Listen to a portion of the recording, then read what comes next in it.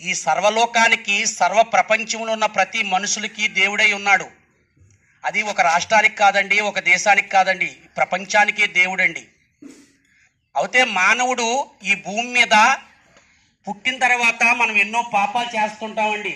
ఆలోచనలో, చూపులో, మాటలో, క్రియలో అనేకమైన పాపములు చేస్తుంటామండి. బైబిల్ సెలవిస్తుందండి, ఒక్కడను నీతిమంతుడు లేడు, అందరూ పాపం చేసి దేవుడు అనుగ్రహించు మహిమను పొందలేక పాపానికి లోనవుతున్నామని బైబిల్ చెప్తుందండి, పరిశుద్ధ గ్రంథం.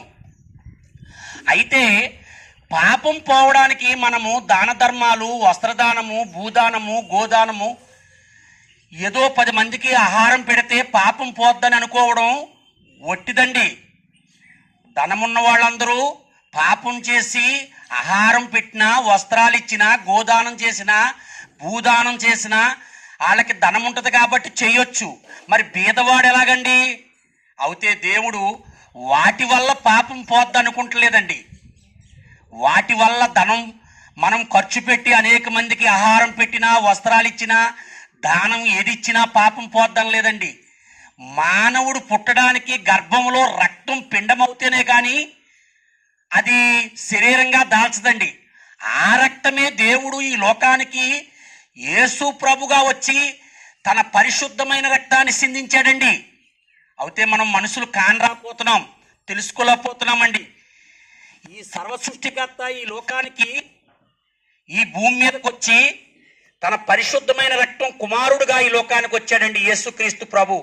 ఆ శిలువ పైనండి ఆ 3 మేకులు నాటి ఆయన శిరసపై ముళ్ళ కిరీటం ధరింపజేసి శరీరమంతా ముద్దగా చేసి రక్తాన్ని ఒలికించారండి దేవుడు. ఆ యొక్క రక్తమే పాపానికి విమోచనండి.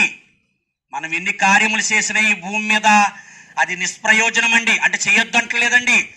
గుడ్డివారికి, కుంటివారికి, అనేక మంది దీనులకు పెట్టాలండి మానవులుగా. అయితే మనిషి పాపం పోవాలంటే ఆయన పరిశుద్ధమైన రక్తాన్ని మనము కడగబడాలండి ఆ రక్తంలో. అప్పుడు మనం పాపం పోద్దండి. యేసుక్రీస్తు ప్రభు సర్వమానవాళి కోసం 2023 సంవత్సరాల క్రితం అండి ఈ లోకానికి వచ్చాడండి. ఆయనలో ఏ పాపము లేదండి. అందుకే ఆ ఇశ్రాయేలు దేశంలో సవాల్ చేశాడండి, నాలో పాపమున్నదని ఎవరు స్థాపింపగలరు అని ఆనాడు ప్రజలకు ఆయన సవాల్ చేశాడండి. ఆయనలో పాపం లేదండి, కామం లేదండి, క్రోధం లేదండి, ద్వేషం లేదండి, పగ లేదండి, శరీర వాంస లేదండి, సంసారం లేదండి.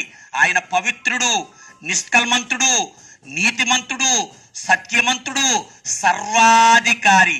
అమెరికాలో ఉన్న స్త్రీ అదే రకంగా కంటుందండి, ఇండియాలో ఉన్న స్త్రీ అదే రకంగా బిడ్డలు కంటుందండి, రష్యాలో ఉన్న స్త్రీ అలాగే కంటుందండి, మన పక్కనున్న దీనులు అలాగే కంటున్నారండి. నా తల్లి అలాగే కన్నది, మీ తల్లి అలాగే కన్నదండి.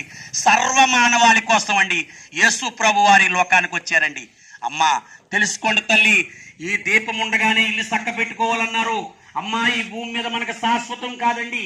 అమ్మా ఈ లోకం శాశ్వతం కాదు, మనం ప్రయాణికులమై ఉన్నాం. కొంతకాలం ఈ భూమి మీద అండి అమ్మా 60-70 బైబుల్ చెప్తుందండి. నరుడి ఆయుస్సు 60-70, అధిక బలం ఉంటే 80, ఆయాసమే దుఃఖం అంటుందండి.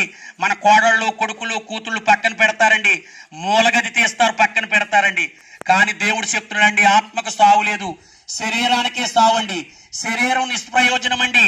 ఒక మనిషి సరిపోతే తీసుకెళ్లి 24 గంటల్లో పాతి పెట్టేస్తారండి, ఆ రోజుతో అయిపోయింది తండ్రి. అవుతే ఈ లోకంలో అదేనండి. కానీ నిత్యలోకం ఉందండి, అదే ఆత్మకు సావు లేదండి. మళ్ళీ యేసుక్రీస్తు ప్రభు వారు ఎలాగైతే లెగిశారో 3వ రోజున సరిపోయి పాతి పెట్టిన తర్వాత అలా దేవుడు మళ్ళీ 2వ రాకల్లో మనం అందరినీ ఎత్తబడి ఆ యొక్క సింహాసనం ముందు తీర్పు ఉంటుందండి. ఆ తీర్పులో మనము దేవుణ్ణి విశ్వసించి నోటుతో యేసుక్రీస్తు ప్రభు అని ఒప్పుకొని ఆయన్ని విశ్వసిస్తే, యథార్థంగా బ్రతికితే మనకు మళ్ళీ నిత్యలోకం అండి. యుగ యుగాలండి, 1 సంవత్సరం 1000 సంవత్సరాలు కాదండి. ఆ యుగ యుగాలు దేవుడి దగ్గర మనం జీవిస్తూ ఉంటామండి. అదే మనం అంటారండి స్వర్గం అని. అక్కడ యములు మరి అలాగా అంటారు కదండి, అరంబా ఊర్వశి అయి కాదండి, మనం అక్కడ నిత్యలోకంలో ఉంటామండి. ఇది సత్యాన్ని తెలుసుకోండి. మీకు మళ్ళీ మేము ఒకప్పుడు మేము తెలియక చేసామండి అనేకమని, కానీ ఈనాడు ఆ నిజదేవుని తెలుసుకున్నాం తల్లి. మేము ఏది ఆశించి రాలేదండి. మీరందరూ మారు మనసు పొంది ఆ నిత్యలోకంలో ప్రవేశిస్తారని ఆశతో వచ్చామండి. మీరు దేవుణ్ణి తెలుసుకోవాలని ఆ దేవుడికి ప్రార్థన చేస్తూ తల్లి, ఈ గ్రామ ప్రజల క్షేమం కొరకు అండి. కళ్ళు మూసుకోండి.